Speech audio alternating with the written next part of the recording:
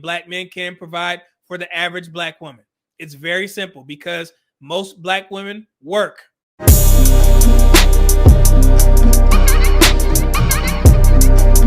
The average black man can provide for a wife, but we didn't factor in kids. So let's see how that goes. So for a black married couple combined, if they put both their incomes together and they're making the average, that's about almost $88,000 a year. So the black man's income is about $46,000. And then you have childcare, and this is based off of DC.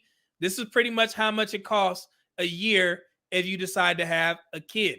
Then in DC, the for housing, for your rent or mortgage or something like that, it would cost about $18,000 a year.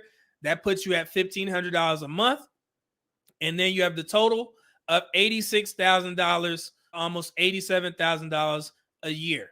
So you have those two incomes combined. Let's go back. $87,000 a year.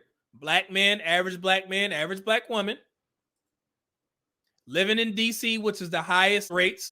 That fits into that $86,000, almost $87,000 a year. So the question again is, what are you considering provision? And we need to be very clear in these YouTube spaces when we have this discussion about 50-50 and can a man provide for a family? Because if you look at the numbers and the way I broke it down, yes, you can absolutely, a black man can provide for the average black woman. It's very simple because most black women work. So if you're an average black woman, you're going to work. So are you going to sit here and tell me that just because he doesn't make significantly more than you, he's not considered a provider because you have to work?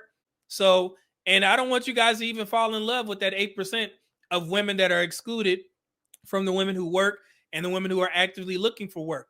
Some of those numbers actually include women who are in the military, and it also includes women who are disabled and getting workers' compensation. So that number of women who aren't working and are actual housewives is significantly smaller than you think. So yes, I understand if that's what you want, to be a housewife and get all the bills paid for you and get this high earner, you can want what you want. But if you look at the numbers, damn near every black woman works. More black women work than the average woman in the United States. 71% of women work. 72% of black women are actually in the workforce. So that makes it even more slimmer in regards to a black woman's options in regards to considering a man a provider if you go 50-50. Because if you look at the averages, it's actually not 50-50. The black man still makes $4,000 more than the black woman. Simple math. So yes, depending on the type of lifestyle that you decide to live, yes, a black man can provide for you. Now, if you're considering the fact that, well, can he provide off his income alone? No, because he only makes $46,000 a year. But most black households are combined income. So if you're a black woman that has this standard to say, well, black men only make $46,000 a year, it costs $87,000 to take care of a house. Yes, that's why you work.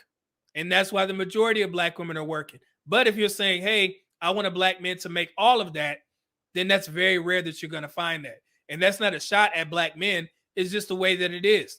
So to be tough on black men by saying, hey, a black man by himself can't provide for a black woman, every man can't do that, especially if you decide to have children, because you start to increase that. So if you take any man's income from any race, none of their average incomes will average out to more than what it would be combined to provide for a family of three: husband, wife, kid.